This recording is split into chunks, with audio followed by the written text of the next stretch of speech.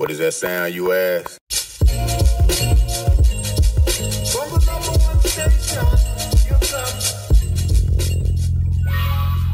Welcome to the Rec Show podcast, a show dedicated to beatmakers around the world. Kick back, relax with the host Golden Mind.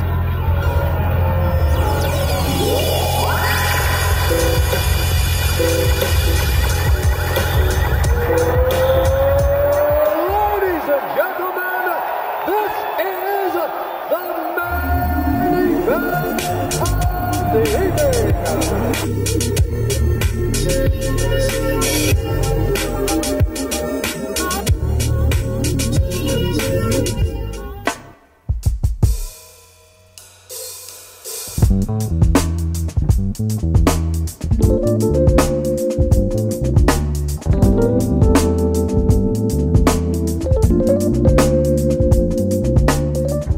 Yeah, man, listen, you are tapped in right now to the Jazz Boys. The name of this track is called Admas from the Jazz Boys Goes Blunt 2 album, available on Bandcamp right now. Shout out to the Jazz Boys. This joint is so funky. Y'all enjoy. We're gonna be back with the interview. Welcome, y'all. Welcome to episode 102. Peace and love. Yeah.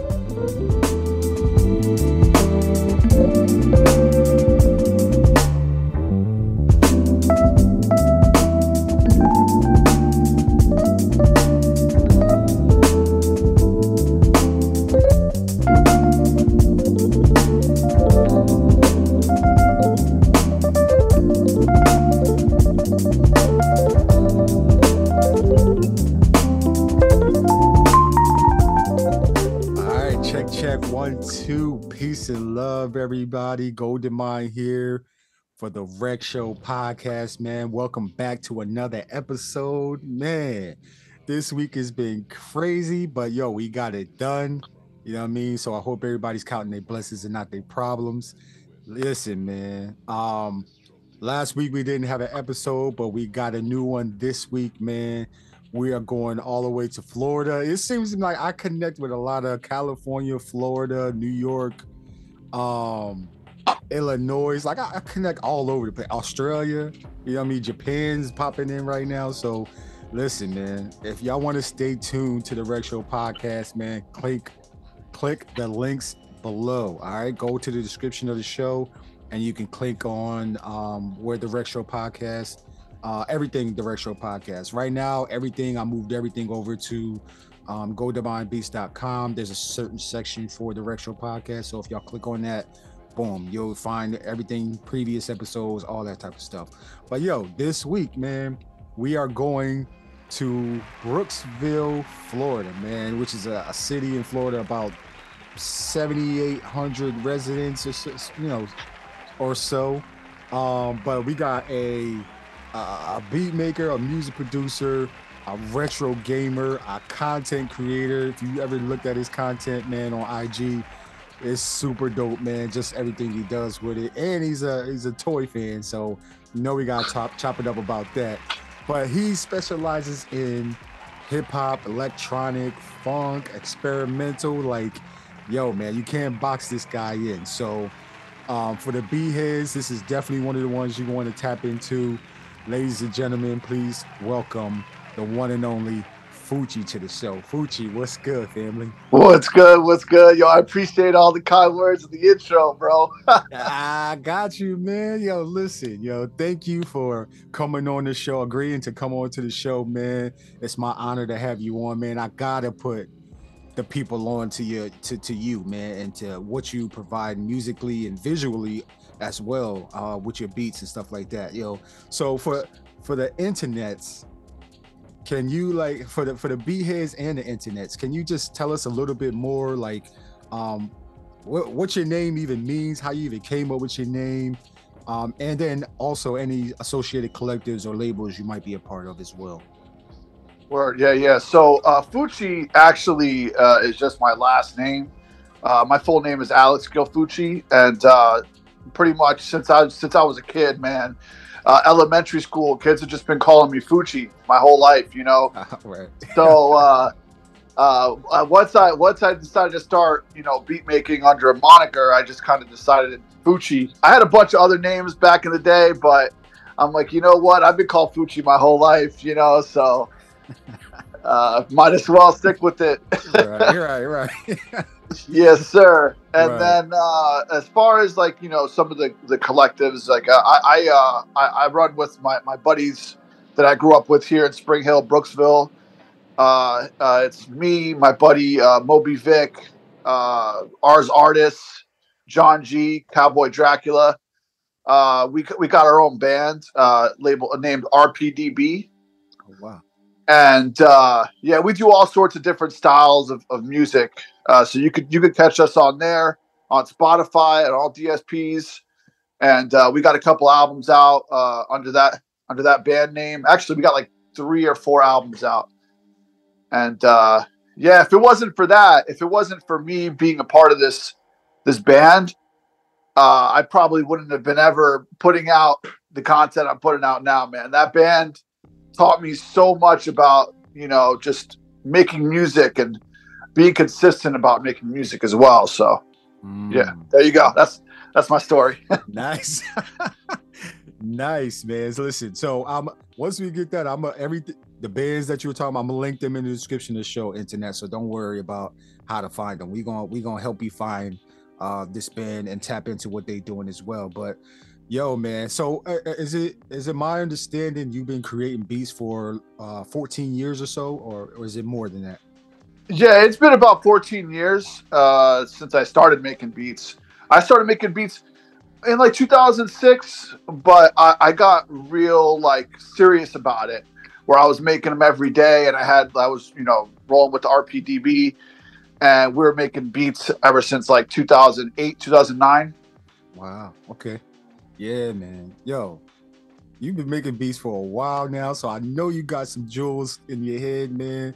You teamed up with the band and everything, but my first question would be like, what has kept you to keep wanting to create beats, man, to create music for so long, Man, honestly, I just feel like if you're passionate about the art of making music, I feel like you end up just wanting to stick with it, even if like you might have like a lapse where you don't make a beat for 2 months, 3 months, or you haven't made a beat for a whole year, you haven't made music for a whole year, it's still in you, you know what I mean? You still love that art, because I've gone through hiatuses a bunch in my 14 years, whether it been for moving or, started a new career and, just life and shit like that. So my bad. Can I curse on here?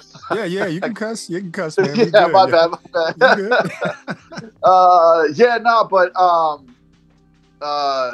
The whole thing with what were we talking about again? Well, we're just talking about what's kept you going and creating for so long, for so many years, Yeah. Really, it's just and then the main thing is just been having my group of friends since 2009. Those same guys that I've had a group chat with them since way back in the day. So, and we're always sharing music back and forth, and that right there has kept me motivated. And then what really pushed me over to wanting to like push my music out there and make content was during the pandemic, and then us putting together these albums remotely. It got me just really inspired since then to continue to create every day. But prior to that, putting out those albums with my band, it was really just being into my chat every day and just wanting to impress my friends, wanting to impress Vic, wanting to impress Andy and John and show them, hey, man, check out these new beats that I'm making. So that really just kind of kept me going, Nice. Having those friendships. Man, that's so basically like your network. Like you teamed up with all of these different creatives, man, like-minded individuals. Man, that's what I think, if it's not me misunderstanding, but I think the pandemic actually drove that point home too, to where collaboration, getting with other people that are, like you and trying to achieve the same goal as you, express themselves, musically or artistically. I think that drove the point home that, yo, we need other people to help us get along. Is that a true thing for you as well? Yeah, absolutely, absolutely. That and it really it taught us like we got to do this thing remotely, you know, because we're all locked in our houses and stuff. So that's kind of what kept me. Yeah, I guess that's also it kept me wanting to collaborate with them, you know. So. Man, so let me ask you this, because I'm gonna go back. You know, we go back in history, man, just to get a better picture of Fuchi. What was that? What was that spark that got you into creating your own music? Like, where did that happen? When did that happen? That's a good question. Thank you so much for asking that. Really, my aunt. So you ever heard of freestyle music? It's like dance music, kind of Latin dance music in like the late '80s, early '90s. Like it's kind of heavily it's like a Northeast thing. You ever heard of that stuff? I haven't, but I will after this. Okay, yeah. So my aunt actually, she's a musician, and she kind of got a little bit of like fame from being a musician. Her name was SaFire, and she made this like freestyle music, and that's kind of what got me into it initially, right? That, and then it was a culmination of that, and then my family, we would I'm Puerto Rican, so my family, we would, every time they would get together, they would have the congas, they would have the steel drum, stuff like that, you know, like all like the horns, live instrumentation, live instrumentation, yeah. So it was a mixture of those two things. So seeing my aunt at this level, and then also just seeing music at this, you know, just at your backyard in a party, learning how to play the congas, stuff like that. That kind of really got me into making music. And I always knew, like, oh, and then on top of that, my brother, he was a rapper, and all I ever wanted to do was like, I want to make beats for my brother, like I want to make beats for him. And so that's what kind of really got me into it, because my brother was just heavily listening to Wu-Tang, you know, Mobb Deep, and then like just listening to Hot 97 back in the day.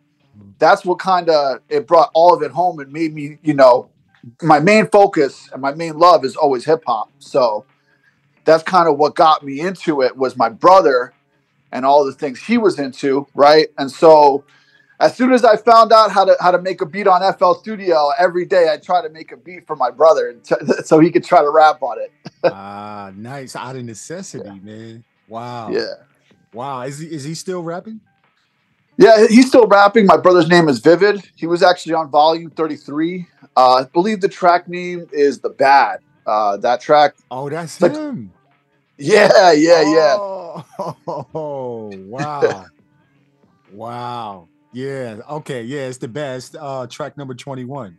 Man. Yeah. Dang, bro. You know my album. That's crazy. Listen, I'm telling you, I've been living with this thing, man. Like, it's from start to finish, dog. Like, yo, we're gonna talk about the album in a little bit, but yeah. Gosh. Okay, so but yeah, man. So Vivid's rapping, you making beats out of necessity.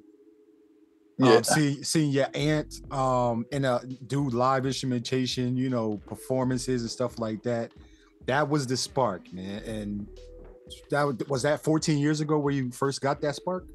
Well, no, that spark happened since I was like 8 years old, and on top of that, my aunt's uncle, my aunt's husband, so my uncle, he made beats, like he actually made hip hop beats, and it was like the first time I ever messed around with the MPC 3000 and the SP1200.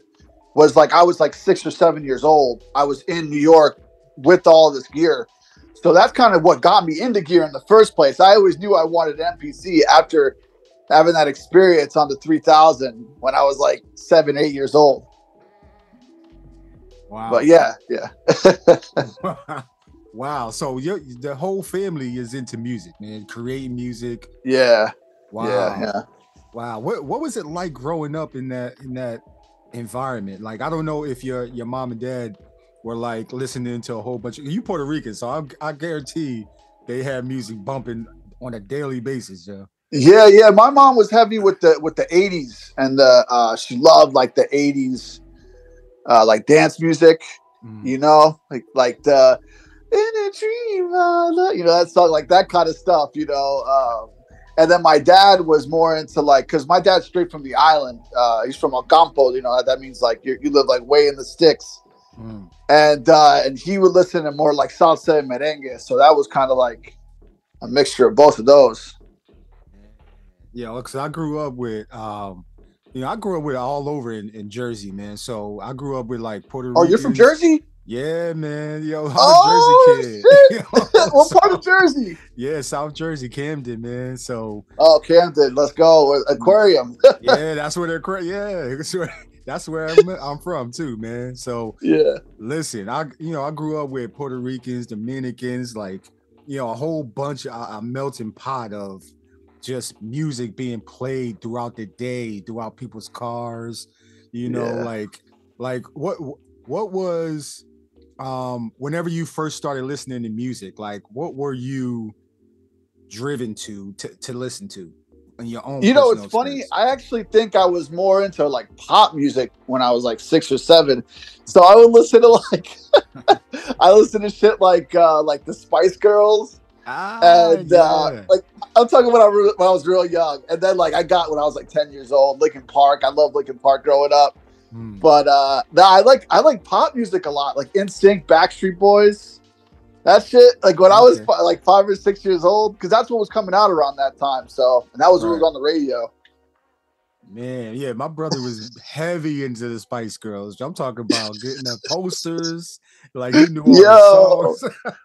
Yo, man. I can't even recite the song anymore, but I remember being into them when I was a kid.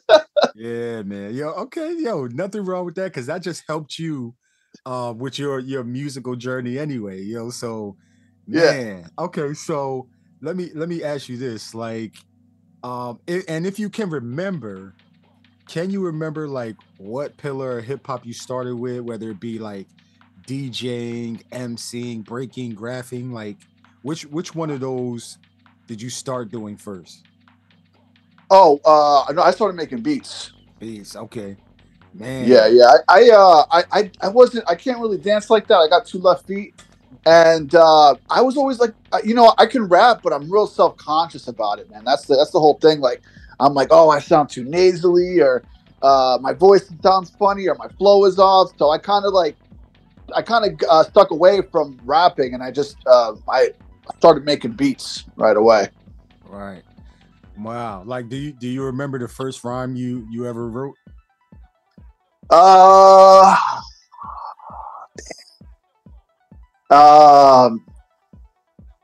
I can't. I'm trying to think.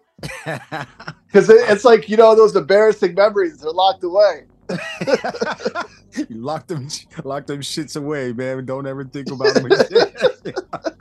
Yo, but that's how we start, right? You know what I mean? Like, that's how we start making music too, is, you know, we start trying to put sounds together, trying to make it sound good, but those beats will never see the light of day because they was our training beats, you know? So until we got to this level that you are right now. And for everybody that's listening, man, we're talking to Fuchi, man, straight out of Brooksville, Florida, beatmaker, retro gamer, content creator, right? So what if you're able to, can you name that one beat or that one song that kind of just blew your mind and kind of solidified it for you, like, yo, I don't know what this is, I don't know how they created it, but I need to try and make music that sounds something like this?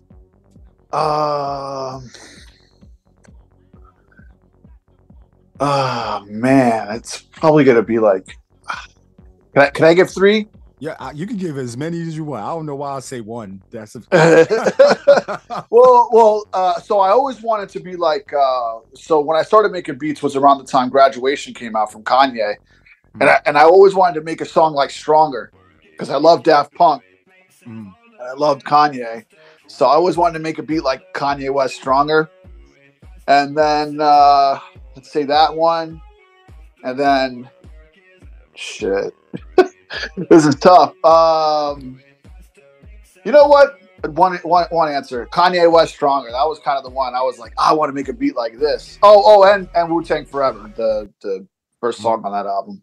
Man, that's a classic album. Both of those are classic albums right now. So, but that's not a bad way to go. Like, what was it about those two songs that was like, yo, man, like I gotta make it. I gotta make music. Yeah, well, you know, once I heard Forever, and that track, I went back and listened to all of his discography. RZA's production from like, you know, the 36 Chambers onto the the Ghostface Iron Man album. Mm-hmm. All that production, I wanted to make beats just like that, you know. And it's funny, when I started making beats, I would like try to mimic that, you know, not realizing that I'm not being myself. I'm just trying to mimic somebody else. So, you know, that kind of what was like, those like sounds were what really got me, is like the way he would chop up the vocals, you know, he'd do these like tiny chops on the samples, you know, like kind of how Jay Dilla does with the micro chops. And then, you know, he would do that for those albums. And I remember being like blown away. And then for Kanye and that, I was just kind of obsessed with how the vocals mainly, you know, you have so many different elements on a beat, right? When a lot of times, you know, like you still got to fit a vocalist over the top. You still got to fit other extra instrumentation over the top. But he just does, with that production on Stronger, it's just so interesting. And it's like, it was so intricate. And I wanted to make songs just like that when I started. So yeah, those two.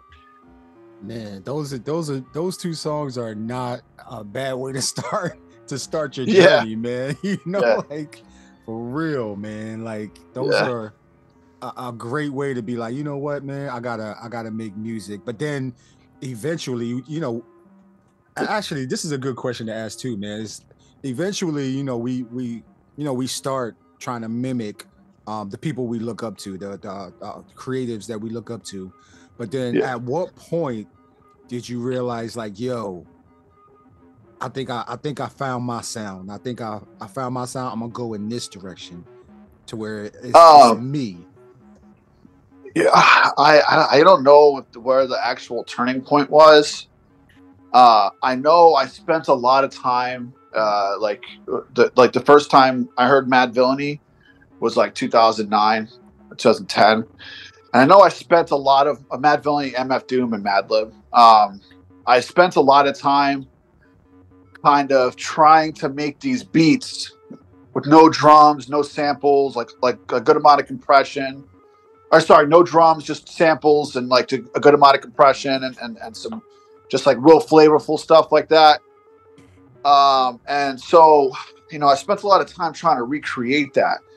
And then I feel like it was around the time with my band and me kind of just playing other instruments, you know, I realized like, man, you know, I do better just being myself versus trying to copy somebody else all the time. So I don't know. I feel like it took a long time for me to find myself again versus me trying to clone somebody else's style, if that makes sense. And it took me being in that band to kind of have like a mental reset, I feel like. I know it's only been like 4 years since that band started, really like putting out albums.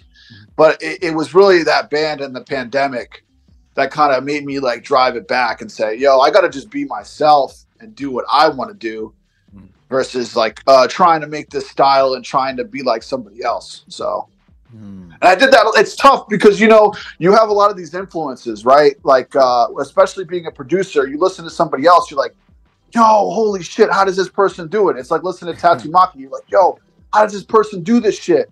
Or you listen to like Flying Lotus or anybody else, you want to like mimic that style sometimes.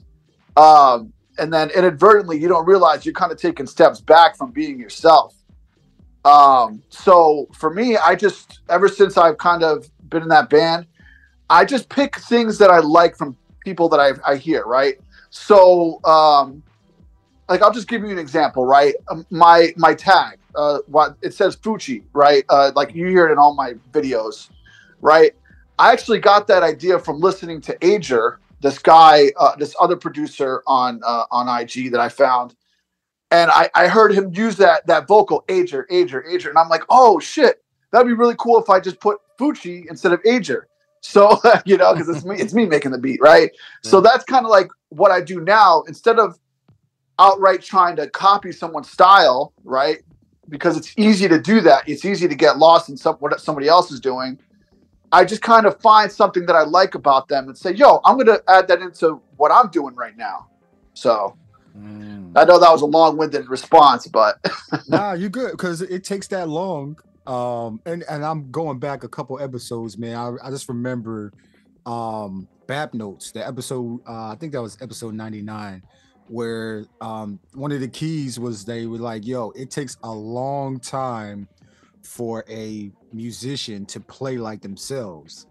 It just drove, right now you saying that, it just drove that point home, because it does take a long time for you to play like yourself. It takes practice, consistency, failing, mimicking, and then you figure out, okay, man, this is my sound, this is what I like, and this is what I like for people to know me by musically. You know what I'm saying? Yeah, exactly. Yeah, man. So, yo, everybody, Fuchi is in the house, man. Listen, I got so many questions, dog, but I had to whittle them down to like 15 questions, yo, because I had like 45 questions just drawn up doing research and stuff. Word, yeah, that's cool, man. So, but I did want to ask you, what's the most important thing you do when you're creating your beats? I guess it depends on what I'm making, right? If we're just talking strictly hip hop here, it's to find the right loop, right? If we're talking strictly hip hop, because like when I'm making hip hop, I got to use a sample, right? Most of the time, sometimes I won't, but if I'm looking for a sample, just got to find that right loop, man. That's like literally, like I consider myself a loop digger, man, because like a lot of times I'll just sit there, listen to vinyls, go on YouTube, and I'll just, once I find that right loop, and you hear it, right? Once it's that last measure, you're like, oh shit, that's a dope loop. Like, because you kind of like replay it back in your mind. And what happened, how I got to be that way was the SP404, right? Because you could, the way you record samples on there, you got to like find the loop. And so a lot of times, without the 404, I'll just listen to the record. Oh, I found the loop. There you go. So yeah, it's all about finding the loop for me. So that's a good one. A follow-up question to that is, what is how do you find, or what are you listening to in order to find the right loop? Not too many instruments. Like I like it to have the essence of the sample, right, of the whole entire song in it, but not have too many instruments to overwhelm your sample, right? So like, and I'll even chop that way meticulously, right? Like I'll find certain parts of the sample and I'll just pick out parts that don't have too much noise, right? So I mean, like when I mean noise, I mean like it doesn't have like, it's just a section of the song where it's just a bass line and maybe some drums, or maybe a bass line and piano, but it's not like a bass line, piano, vocals, orchestra, like all this shit. Because it overwhelms the beat when I'm creating. I cut you off, my bad. Were you saying something? No, you good. You just saying it doesn't have the whole salad inside of the meal. Yeah, exactly. Yeah. So it's just like having just like a little bit, and that'll be like my verse. But then, I might find a part of the sample that has all this shit, and it'll just be like a chorus, or I'll put it as an intro, or but for the most part, the main part of the beat, I like to not have too much noise in the sample. That's another one, internets, man. That's another jewel you just dropped, man. Not having so much noise inside of the loops that y'all are trying to find, which, like, you really have to pay attention to each song in order to figure that out. You can't just take every song, because some songs just have like 10 instruments inside of it, man. It's so crazy. Like I don't know how people can chop up a song that has like 10 instruments in it and they still make it bump, which is, I don't know if that takes experience or it's just an ear. Or Serato Studios. Right, because you can stem it, right? So yeah, bro, Serato's is the shit. I haven't used it yet, but I watch all these videos of all these other cats using it, and I'm like, yo, it's like crazy what they could what they could do with the vocals, and like it's all in real time. I'm like, man, that's the dog I got to get on. Yeah, that's another man, that's a cheat code, man. Serato Studio is a cheat code for real. Yeah, dead ass. Man, Serato Studio, and then I can't leave out Koala Sampler, man, because bro. You know, I tried. I've made so many beats on Koala, and I don't know what it is, bro. I feel like I don't have the sauce for it, bro. Like you hear Impression and Tatsumaki and what's that other dude, Taki, and you hear like some of the shit that they make. I'm like, bro, it's mind blowing the shit they do with it, with that Koala sampler. They do some amazing things with that thing, man. It's it's such a powerhouse for like, if you want the whole full thing unlocked, it's like $7.99 or something like that. Like, like, and it's on your phone or your iPad, and then they got an Android app. Like, it's, bruh, like, there's no reason you can't make a beat somewhere throughout your day. Like, if you really think about it, compared to like, taking, like, I have a machine, so I can't take machine with me everywhere I want to go, but I can, you know what I mean? If I hear a song, like I can just, boom, I can go to Spotify, boom, sample it from there, and then take it home and then transfer it. But man, Koala is just a beast, man. But okay, that brings me to my next question for you, man, is, and I know from like your videos on IG and everybody, either while you're listening or after this, man, go to this man's IG, man. It's some crazy nostalgic. Like, it's so dope, man, seeing your videos. But you got a slew of instruments to help you, create your beats. Like, you got an SP404, an MPC 2500, a PO3, PO33. You got so a lot more instruments. But then I'm going to gaming. You got the Nintendo Switch that you make beats on, a Sony PlayStation. You got so many different things, man. Yo, I feel like you the Puerto Rican DiBiase, man. Like, yo, damn, that's like such a big compliment. Yo, I don't know, man. That's a big shoes to fill right there. They are, but yo, I feel like because you know how DiBiase, he can make a beat on anything. You know what I mean? Like you doing the same thing. Like, where does that? Like, how are you doing this to where you're making beats on all these different avenues, and it's not boxing you in? Like, is that intentional for you to make beats like that?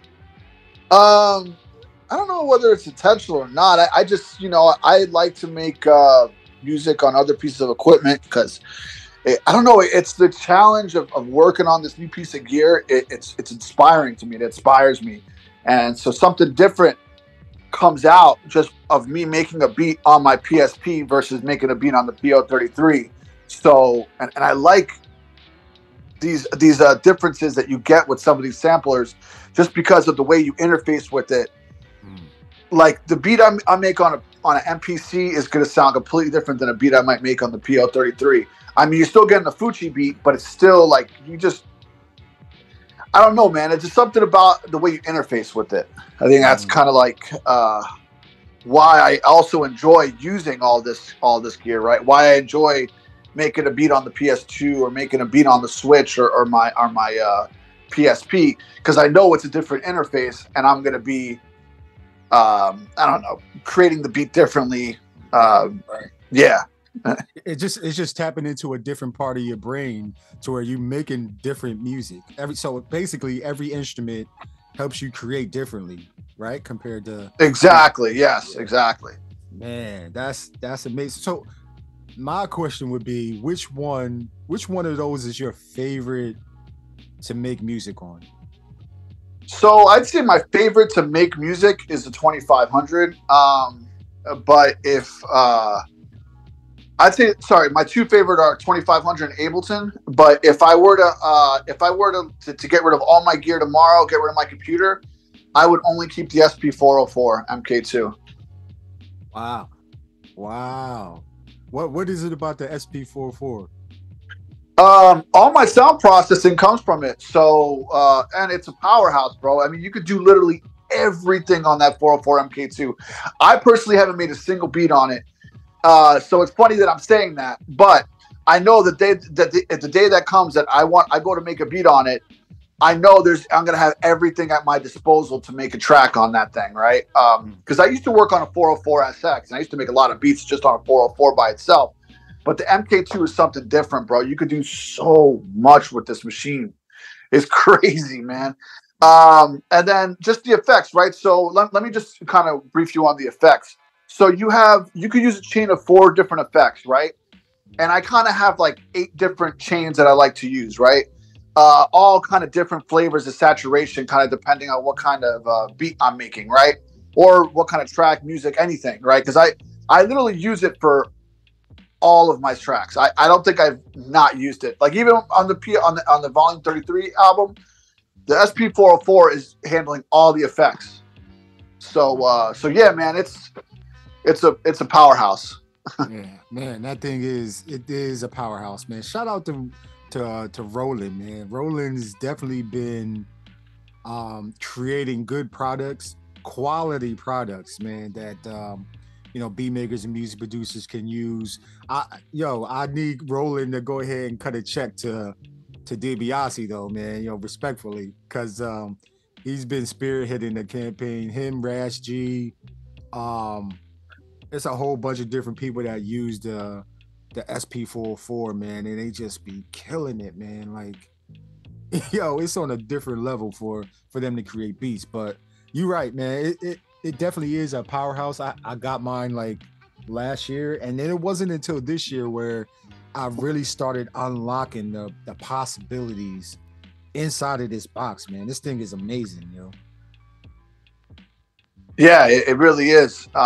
And just all the different flavors, like I said earlier, the different flavors of saturation. I could have one chain where it's like, I start off with the filter, and then I'll add what do you call it? Tape saturation, right? And then at the end of that chain, I'll use a 303 vinyl sim, and that shit has crazy compression. Yeah.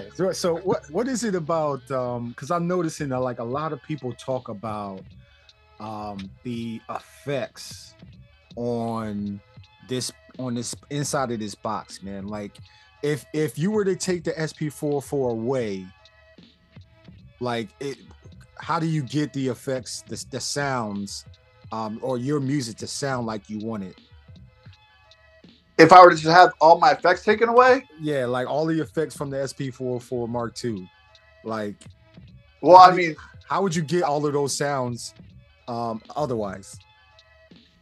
Oh, I would just there's good plugins on my computer, and I also have, I don't know if I'm cheating the way I'm answering this question, but I also have a rack mount with a couple of pretty good compressor and a preamp too. So I have different options so I wouldn't sound exactly like how it comes out of the 404, but I could get kind of the similar sound, and the flow is still going to be the same, right? Because I'm still going to make the beat the same way, regardless of the effects or not, right? So yeah, the beats are going to sound a little different because of the effects, but it'll still be the same kind of flavor. I got you, man. So basically, it's not even going to stop you. It's only adding to your arsenal of, how you creating beats and what you want it to sound like. So exactly, man. Okay, I gotta ask this question, man, because how instrumental has Mixed by Vic been to your music journey, man? Yeah, Mixed by Vic. So he goes by two names, right? He goes by Mixed by Vic for his engineering, and then he goes by Moby Vic for his production. As far as his engineering, if you're talking about just that, my albums wouldn't sound as loud as they do, as pronounced as they do, right? Volume 33, if you were to hear the dry version versus the version that he mixed and mastered, it's like it's night and day difference. He's the best engineer that I know, and that I personally ever met. And he's been my best friend before he was an engineer. And just watching him come up at like that, it's also been a motivation for me, right? It's been an inspiration for me to see him be like this nobody mixing engineer to like, you know, he's doing really good shit now. I could say he was a nobody because he's my best friend. He's like a brother to me. But as far as his production, right? His production is just another thing that inspires me, bro. Because it's just he's you know, him and I, we go back and forth like what is that? Like meth versus chef. Mm-hmm. So whenever he makes a beat, I'm like, yo, I gotta make a like a harder beat than that. So I get inspiration from competition as well as just from just seeing how much effort he puts into everything that he does. I got you. Yeah, man. Competition. I mean, and it's friendly competition. It's not like, oh yeah, of course. Yeah, it's not that the angry type of, you know what I mean, like I'm better than you type of thing, but it's still kind of like, yo, I'm trying to you know, I'm trying to make something that'll knock you out. Yeah. So I get it, man. So yo, man, we gotta, the reason I asked that is because we got to talk about a couple albums, man. Actually, a few albums in your discography. And for everybody listening, go to fuchibeats.bandcamp.com, man. I'm gonna link the description, his whole catalog in the description of the show, man. So all you gotta do is scroll down. But listen, man, we got to start talking about Smoke, man. Smoke was the first album that you put out in 2022, May 5th, right? So this is a album, I'm listening to it and I'm like, yo, this is some dope hip hop meets the Matrix meets like you know what I mean? Like this album really just, I was like, yo, this shit is dope, yo. Like, so can we talk about Smoke? Like, how did Smoke come to be, man? So that's another one of the things that came from the pandemic and me just trying to find myself, right? I was heavily influenced by some of like there was a local act out here, Alien House. I have like a couple of people I used to work with, but you know they're also musicians out here in Tampa, and so that was like a product of that, as well as my buddy Cowboy Dracula. He made like a drum and bass project. He was in the middle of working on a drum and bass project. So for me, I was just like, yo, I want to make some dance music, something that's electronic, something that's crazy, kind of far out there. And so that's kind of what came about. And also just being like, I love Aphex Twin. I love like a lot of my musical influences. I do love hip hop at the end of the day. That's my pride and joy. But I have a lot of other musical influences outside of that, you know. So I was heavy into like Aphex Twin. And on top of that, my buddy Andy, you know, he makes all sorts of different styles of music, artists. Sorry, just one sec. My brain fart. But so yeah, it was a lot of that, a culmination of that, and then it was just like me, just like being like, all right, I want to make something out of the box.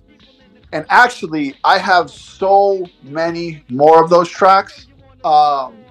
And so the reason why I labeled it the way I did, right, it was all capitalized and has an exclamation point at the end.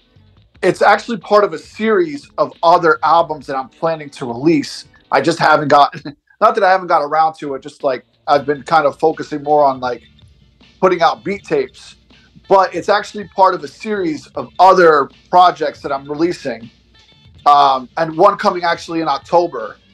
That's a part of that series where it's more of like a different side of me, a different side of like what you guys might know, you know, what you guys might see on IG or what you guys might have heard from my beat tapes. It's more of the, you know, it's the stuff that I'm influenced by, like outside of hip hop, you know. I mean, who else is like heavy influence? Oh, Radiohead too, you know, like I listen to Kid A heavily. Flying Lotus, all of this stuff. So like that's kind of like where I drew a lot of the inspiration for that project. Yeah, it's far out there. Man, yeah, which I truly appreciate, man, because you know we're not all just, you know what I mean, listening to this one type of music or creating one type of music. So why not Yeah. express that and show that, you know? So man, Smoke is definitely one of them ones, man. Like if I'm like, you know how coders be listening to like certain types of music and stuff like this? Yeah. Yeah, That's so funny, bro. I don't mean to cut you off, but bro, that's exactly what I made it for. Yo, so what I do for a living is IT. I'm a network engineer, right? And so when I made this album, I was like heavy into the books with a lot of the IT stuff. So I actually made it with the aesthetic of like you going into a data center. And like go ahead, what were you saying? No, I'm listening. You going into a data center? Yeah, that was kind of the concept was like a data center. Like you're in a data center late night, and like this is the shit you got on in your headphones while you're coding. You plug in cables away. Like that was actually the concept behind it initially. That's funny you said that shit. Yo, because I'm doing the research for the show, and I'm listening to this whole album. You know how much work I got done, like just listening to this one album. Yo, man. Oh my gosh. So man. So man, I gotta just tell you, man, Smoke is amazing, man. Thank you, Jella. Industrial Punk is another one. Firepower Nexus Catalyst, like that's another, man, like, and it flows too. Like the album from start to finish just flows very well together. Like, did you do that on purpose? Yeah, you know, I you know, a lot of times I hear other people put out albums. I'm not judging the way anybody does their music, whatever. Like, the way you do it is the way you do it, right? But I find that the ones that I'm always more drawn to, right, are the ones that are beginning to end. They all flow together. So, like, I'm talking as early as Dark Side of the Moon, Pink Floyd, all the way up to, you know, what other album could I name? Mad Villainy, right? That's another one. Where it's like beginning to end, you got this complete, consistent flow. Even what is it, Kendrick Lamar album? You get this flow the whole way through. You know, you got either a story connecting it, or you got something like you got the instrumentation connecting it. And so that was kind of like my thought behind it was like, and that's kind of I always try to do that with all my albums. I feel like I did a lot with Smoke in Volume 33. But yeah, I like to have like a complete flow beginning to end on my project. So anyways, yeah. Yeah, I like the way, like, I really appreciate how you put your projects together, man, because you could it kind of reminds me of like, I would get a CD or a cassette, just pop it in, click play, and then back up. Like, I'm not waiting to skip songs and all that type of stuff. Like, that's how when I'm listening to your music, like, that's how I feel. It's just, I can press play, boom, and just listen to the whole thing, no skips, man. Thank you, bro. I appreciate that. Yeah, man. And then we got to talk about Volume 2, right? So Volume 2, which came out in December, man. 2022, you was busy, bro. You was doing it all, man. We got to talk about Volume 2, man. Well, you have Volume 1 and then Volume 2. Is that a joint project, both of those? No, so the way I have it, Volume 1, 2, 33, those are all separate, but the way I have it, it's like it's series. So like my beats, if I ever put out a beat tape, it's always going to be like Volume 1, 2, 3, 4, 5, 6, 7, all the way up to whenever I'm done, right? And then whenever I put out like another project outside of a beat tape, that's kind of why I have these naming conventions, right? If I put out a project outside of it, it'll have like the title like Smoke, right?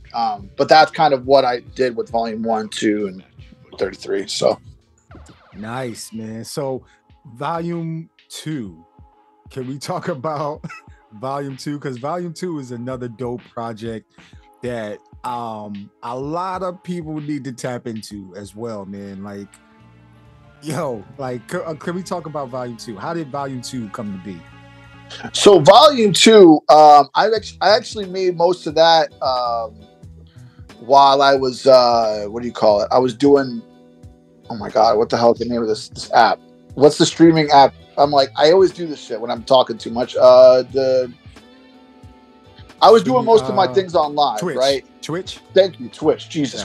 Yeah. Yeah. So I was doing most of my beats on Twitch, right? And so that's kind of what came about with that one. I was just like trying to put out music on my Twitch and like just make all these beats live, and that's kind of what that was just me making the beats live, and then also me stripping back a lot too, because like I like to do my beat tapes where like I like to strip back a lot of the elements and just keep it kind of core hip hop.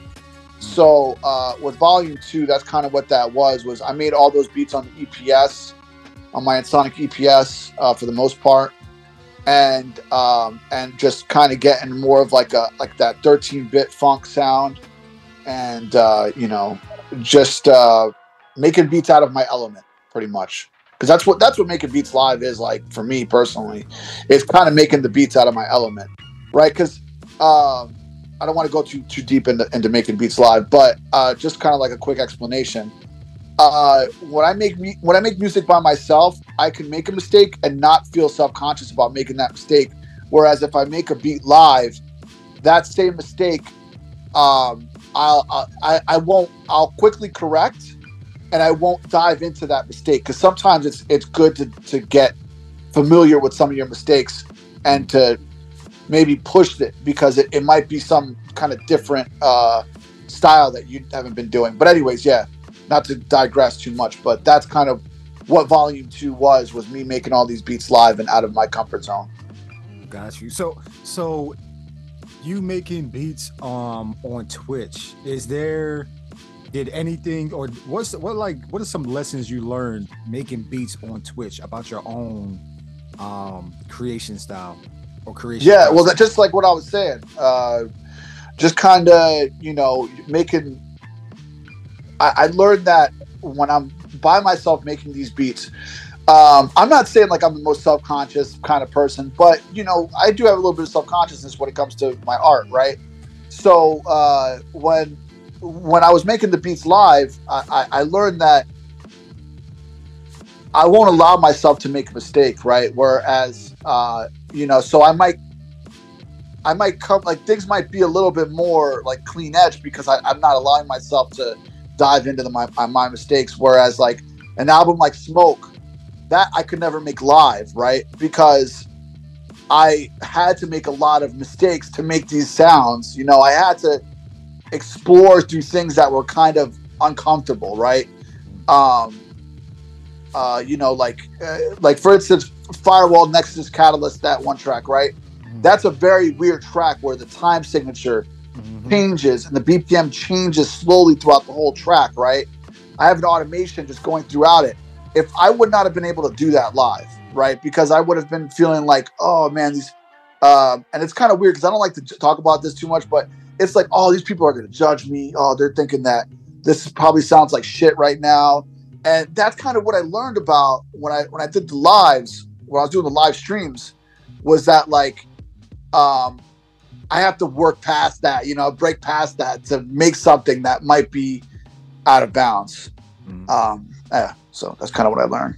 Wow, yeah, man, breaking your own limitations, man. I mean, and it's probably 9 times out of 10 for every human on this earth. Like, we put our own thoughts of what everybody might be thinking, type of thing, and in reality, ain't nobody thinking about our asses. You know what I mean? Like, yeah, they just want the dope music, man. Does it bump? You know what I mean? Is it quality music? So I think for you, man, I don't think you have nothing to worry about, man. Like, your music is, and I know you're still in your discovery phases and journey, but for me as a listener, man, and as a supporter as well, like, your music, you don't have anything to worry about, man. I think you good. You own to something, man. It's different from anybody else's music as well. Like, I wouldn't even want to compare your music to somebody else, so I won't. But man, volume 2 is another one of them things. And then we go to volume Volume 33, which is all created on the PO33, correct? Yeah, all those beats are made on the PO33. Man, you got the cassette. All right, listen, everybody. Listen. So when I found this album, because you put it out in March, right? So yep. Damn, that's how long I've been living with it. Man, yo, it's been a while. So you got the limited edition cassette, right? I think you got maybe 7 remaining, but just the cover drew me in, right? Because it's a dark cover, but it's also like a Neo Tokyo type of vibe, yeah. You know what I'm saying? Like, but then you got the TV, you know, that when TV, like the broadcast signal on the you know, the spine of the cassette, like, yo, yeah. we got to talk about Volume 33, man. I could geek out with you about it, but how did Volume 33 come to be, man? So Volume 33 kind of came out of like a midlife crisis, right? Where I was like, yo, I'm putting out all this stuff on IG. I'm trying to, you know, I'm trying to promote myself, but I'm like, what am I really promoting myself for? Like, what, you know? And so when I made 33, it was like I literally started I had a bunch of PO33 beats already lined up, so I'll put that straight, right? I had these PO33 beats lined up for like, since I started making beats on the PO33 for like a year and a half, right? So I had these beats for a hot minute, right? And so I'm like, you know, in a month from now, it's gonna be a 3/3, right? March 3rd in 2023, right? And you know, I got all these PO33 beats. And I'm like, and I'm 33 years old, and I'm like, yo, I gotta release a project on 3/3. It has to come to fruition. So I work with a lot of the people that I had met over the year on IG after promoting myself, networking with people. I connected with the person who created my cover, which was Organic Software. So at organic.software on IG, if you guys want to check that out. And then I also worked with now my friend waiting underscore RFQ, who taught me a lot about glitch, and he taught me like a lot about just how to make these visuals. And it was literally like crunch mode in this like 1 month period where I made this. So that's kind of what I wanted to put forward with the album, was for it to sound that way, where it sounds like kind of spastic at times, and like everything kind of cut short. I wanted to have that same exact vibe as how I put it out in the first place, right?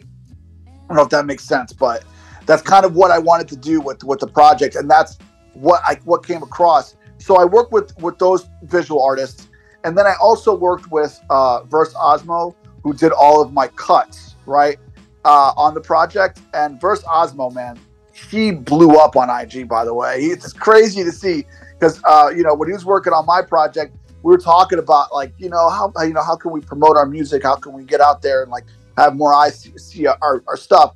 And he put out like a reel, and it made like a bunch of views, and I was so happy to see that, because like this dude is so talented. And that's kind of why I wanted him to do all the cuts for my project, right? And so I have two features from him on my album. So that's the collaboration with him. And then I also work with a jazz musician. His name is Free the Zodiac. Yeah. And so for that, I had a couple of jazz cuts where I felt like, all right, these are some cool jazz beats, like jazzy style beats. I'd like to get like horns over it, right?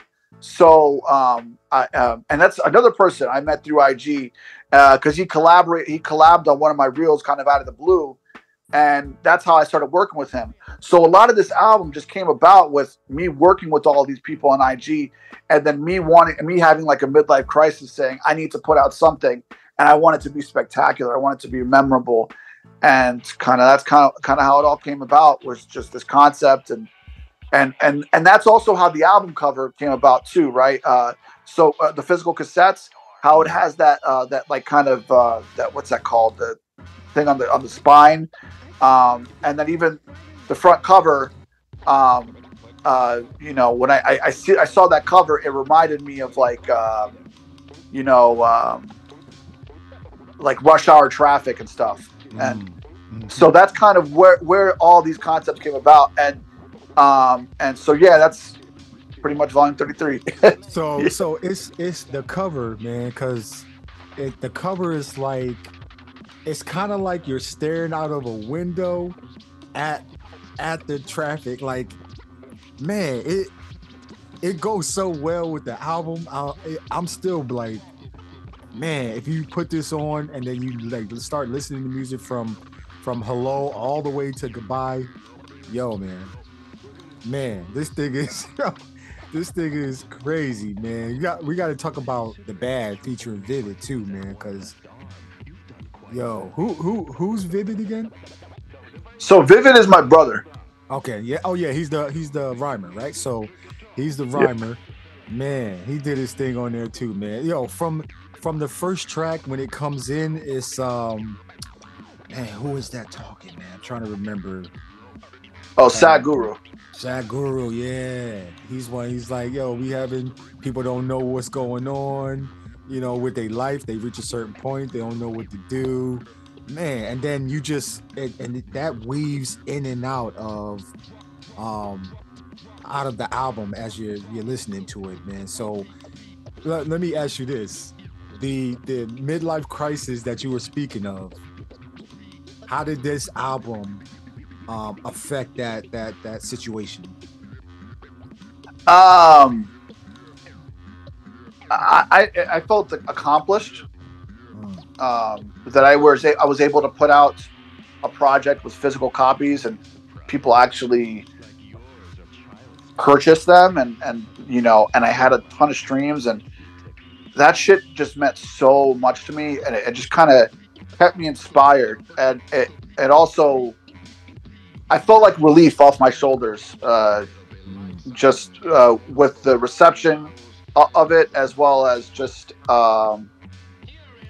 yeah, sorry, my son's screaming at the back. No, you good. But yeah, just the reception of it, it just felt like kind of like a weight off the shoulders, kind of type beat. So I got you. Yeah, yo, kudos. I'm clapping it up right now, man, because that album is dope, man. And then you went and smacked this again with the volume 33 continued. Where did that come from? Oh yeah, no, it was. That was, you know, because I made a bunch of like a series of beats on IG, and I'm like, because I was already kind of like feeling kind of hype and inspired by the project and having that experience, right? And so I was just really kind of happy about it. So I was like, you know what, I'm just gonna put out 7 more tracks and make it even 40, and just kind of just do a little continued. I'm never gonna create another more continued after that. But it was just kind of like I was feeling inspired by that project and the reception from it. So, and I was I made like 7 beats on IG I really liked. So that's kind of why I put out continued like that.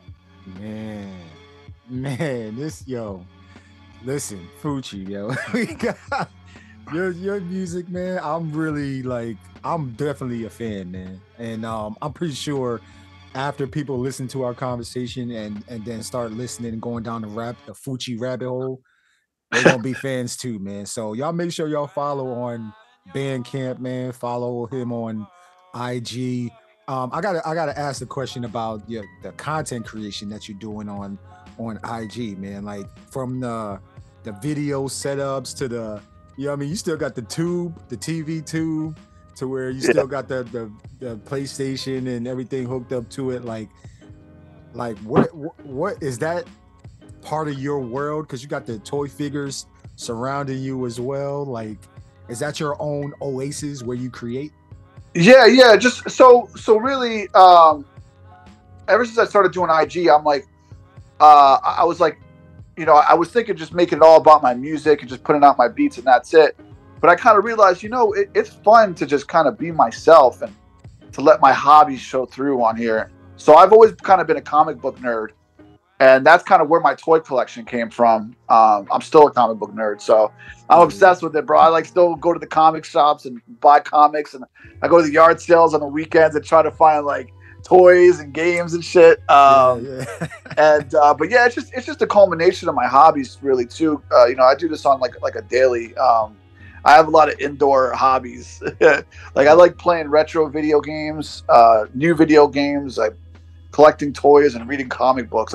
I'm a 33-year-old kid, bro. Right. Yo, man.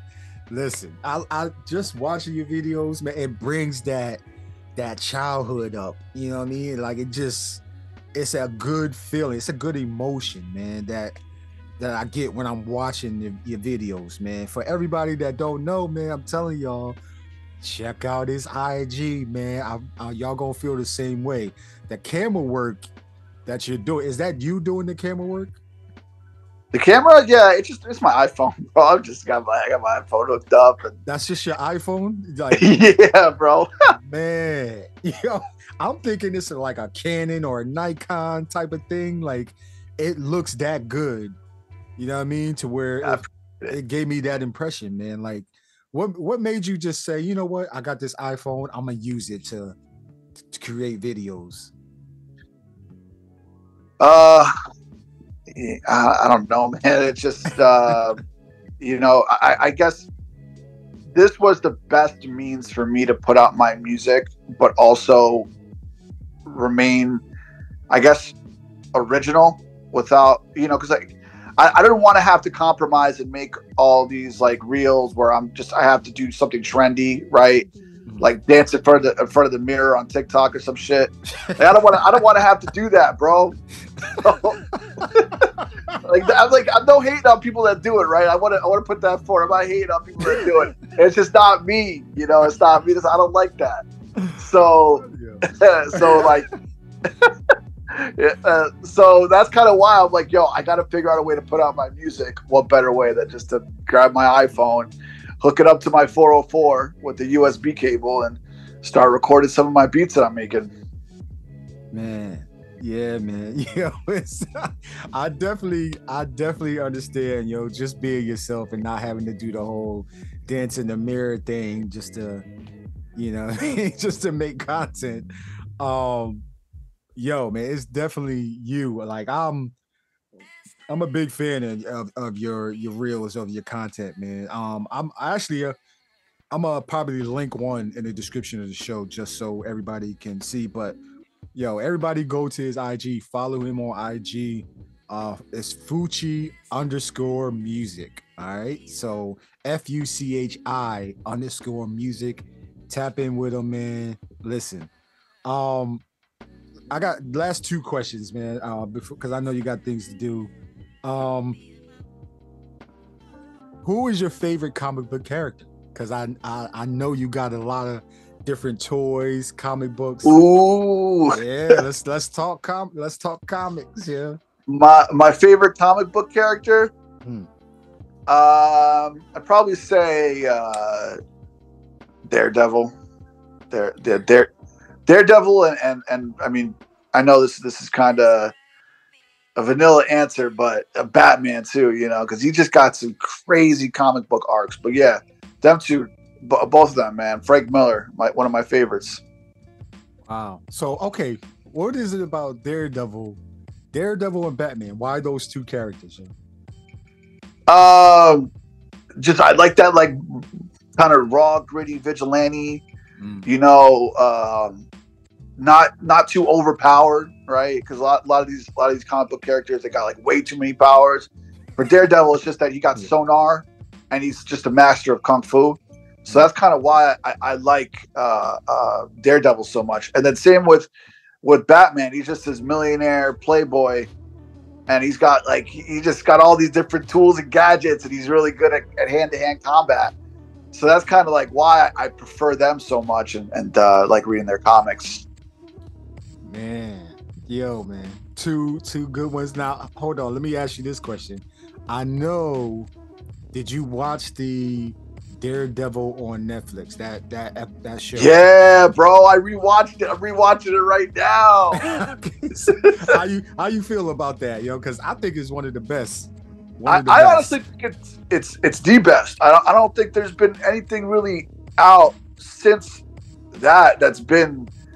I mean, Luke Cage was really good, but yeah, I'd probably say Daredevil's like my favorite Netflix, my favorite TV show from Marvel so far. Yeah, man, just the fight scenes alone were like it's quality fight scenes. It's not, you know what I mean, like cheesy fight scenes where it's just extra camera work and stuff like that. Like these were legit fight scenes, man. Like, yo, and the storytelling, yo, it's such a dope series. And let me ask you this about the animated series for Batman. Is that one of the go-tos for you too? You know, I haven't really watched too many of his animated series. I did watch Batman Forever when I was a kid, but I didn't watch too much of his animated series. More, I read the comic books, his graphic novels, and of course the movies. I got to watch anyone that comes out. The Dark Knight trilogy is the best superhero movie I think we're ever gonna get. Yeah, the trilogy was fire though. I mean, I'm partial to the very first Batman with him and the Joker, with Jack Nicholson playing the Joker. Yeah. You know, I'm partial to that, yo. It's just one of the best. And when it came out, I was like, oh, holy crap! Like, I thought it was a real Gotham City somewhere in the United States. You know what I mean? As a kid, I'm like, man, I was all in it, man. Yeah. But yo, okay. I said last two questions, but I'm geeking out with you right now. Okay, so let me ask this question. Where you are, where you're located at, right? In Brooksville, Florida, like who should we or even Tampa or anywhere you are, but who are some beat makers and inside of that beat community that we should be tapped into? We should be looking at? So in Tampa, I'd probably say the I don't want to say anybody's the best, right? But I think my personal favorite and who I would consider my personal, right? Because I'm just my opinion. One of my goats here in Tampa? I'd probably say Beaumonk.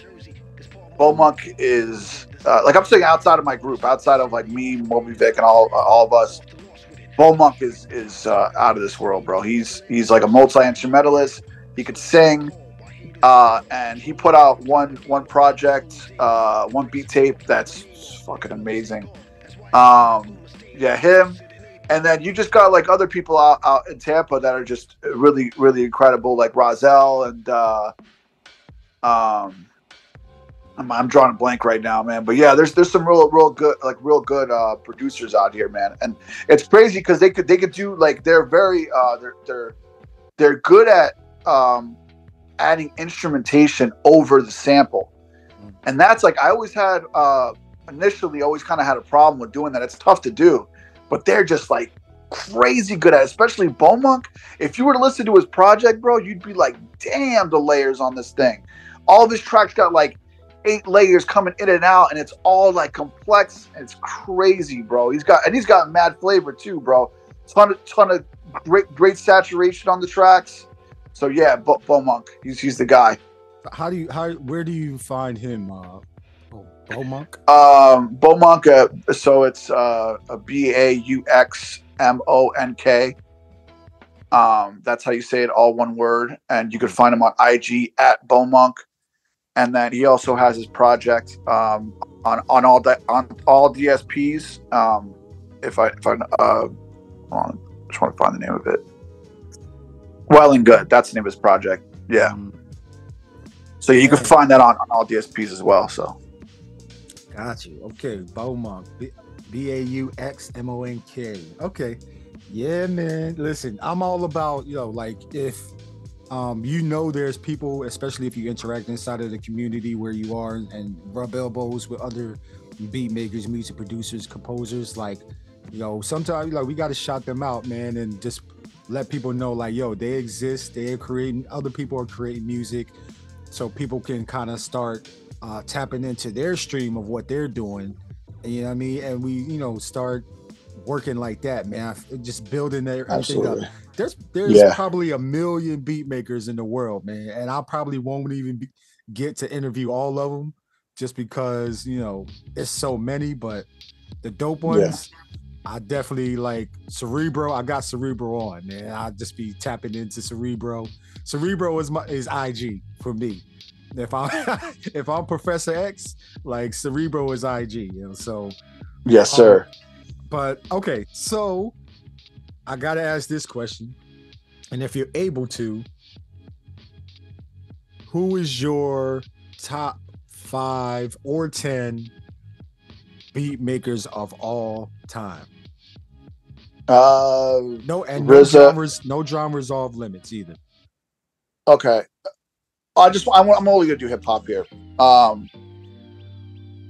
RZA, DJ Premier, Madlib, J Dilla.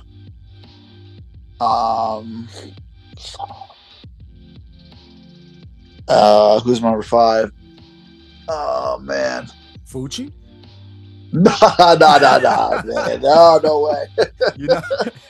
Oh man, I don't know. I want to say Kanye, but I just know that there's like other producers out there that are just like crazy. And they don't have to be well-known producers. Like somebody that you've been listening to is like super dope. Well, actually, I don't listen to much hip hop. Like whenever I'm listening to music, if I do listen to hip hop, I listen to like the same 3 freaking albums. But I'd probably say RZA. So I said RZA, DJ Premier. Pete Rock. There you go. I'll throw Pete Rock up on the top 5. Pete Rock, Madlib, RZA, DJ Premier, Kanye.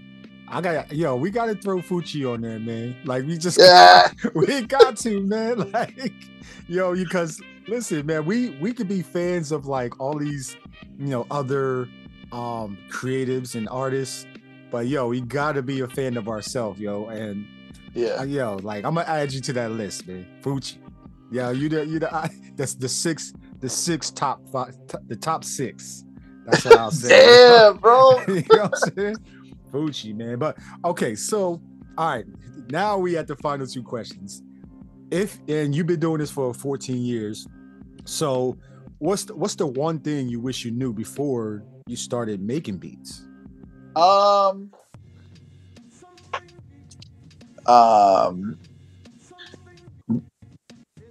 Mixing. I wish I knew that it was. I'm not going to say it's as simple as, but I'm going to say it's as simple as just getting your levels right and getting your panning right and getting your EQs. It's really.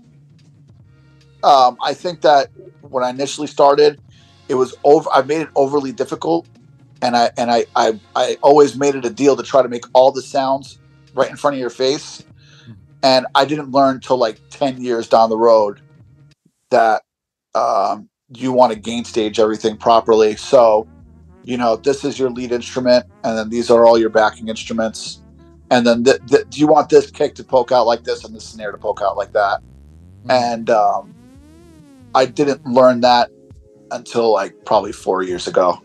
So I wish I knew that when I started. But if I knew, but if I knew that when I started, I would have probably never found my sound, right? So I don't know. That's a tough one. Yeah, that's a good way to think about that actually too, man. Like if you had all the answers, like, well, where's the journey at? You know what I mean? Like, exactly. Where's the failure come into play so you can fail forward type of thing, So, man. Yeah. Okay. All right, man. Last question, Fuchi.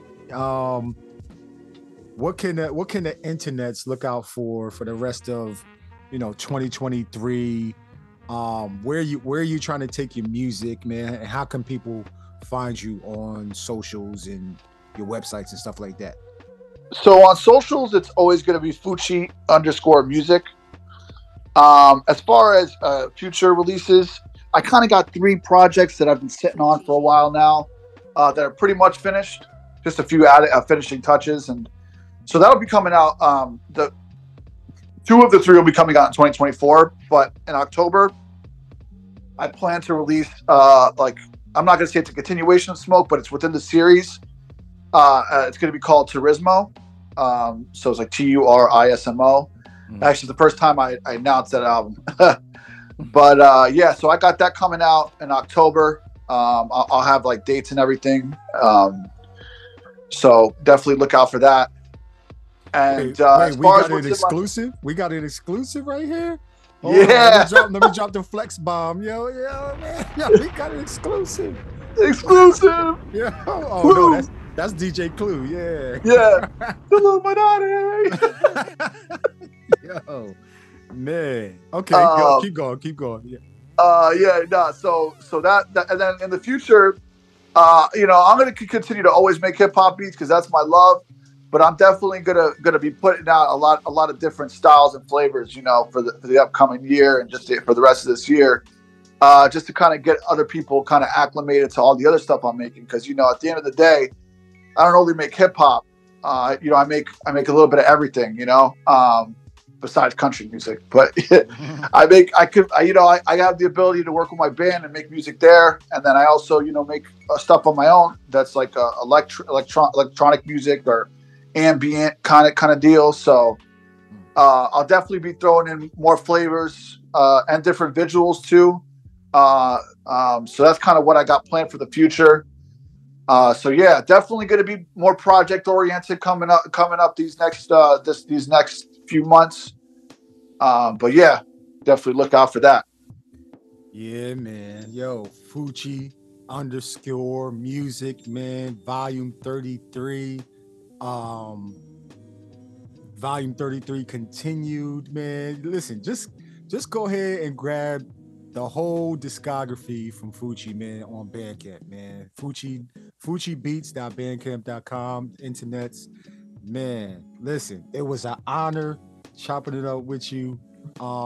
We got a beat maker, musician, beat maker, retro gamer, content creator. Brooksville, Florida is in the house.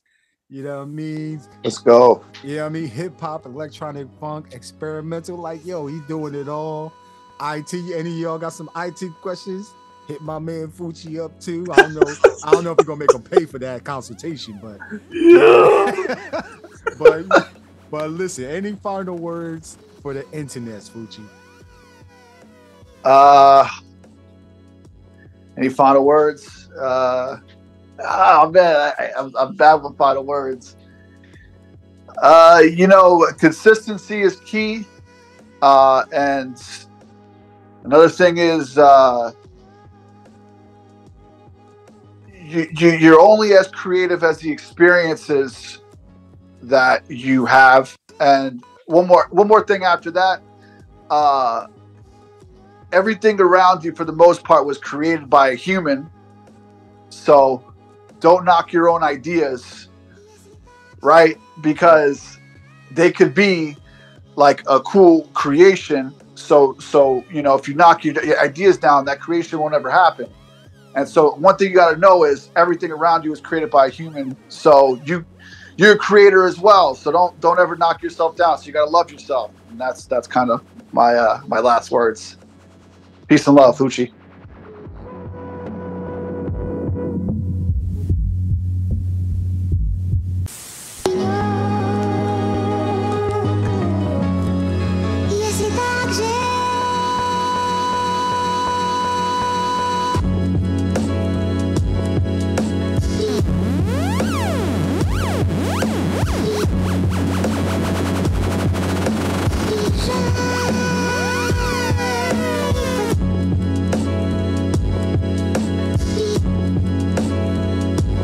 Fuchi. Yeah, man. So that is the show. That is episode number 102. We are in the hundos, man. I want to thank you for taking the time out of your busy schedule to listen to this show. I also want to leave some instructions as well, man. So listen, call to action. If you enjoy this show and you get benefit from this show, you think I'm doing a great job providing for this show, I also want you to rate the show. Okay, so in the application that you are listening to the show, scroll down, hit 1 or 5 stars. Also leave a comment, man. That feeds the algorithm, then just gets more eyes on it. But also, if you enjoy the show as well, scroll down to the bottom in the description, click support the show. That'll take you to a page on my Buzzsprout where I host the show, to where you can donate or subscribe. But then also you can go to goldenmindbeast.com, click on donations, and then you can donate that way. I think I have Venmo set up. I think I have Cash App set up, and I might add my PayPal as well, man. I'm still, every day, man, I'm still working towards that $2,200 laptop. And thank you to those that gave donations, man. As soon as I reach that goal, I'm gonna make a video for that to thank every single one of y'all that have contributed toward that goal. So I just want to say thank you. We're gonna have an amazing weekend, an amazing week. Make sure you count your blessings and not your problems. And I'm gonna see y'all on another episode of the Rec Show podcast, man. Fuchi, I appreciate you, man. I'm gonna see y'all later, man. Peace and love, yo. Pow, pow, pow, pow, pow, pow, pow, pow, pow, pow.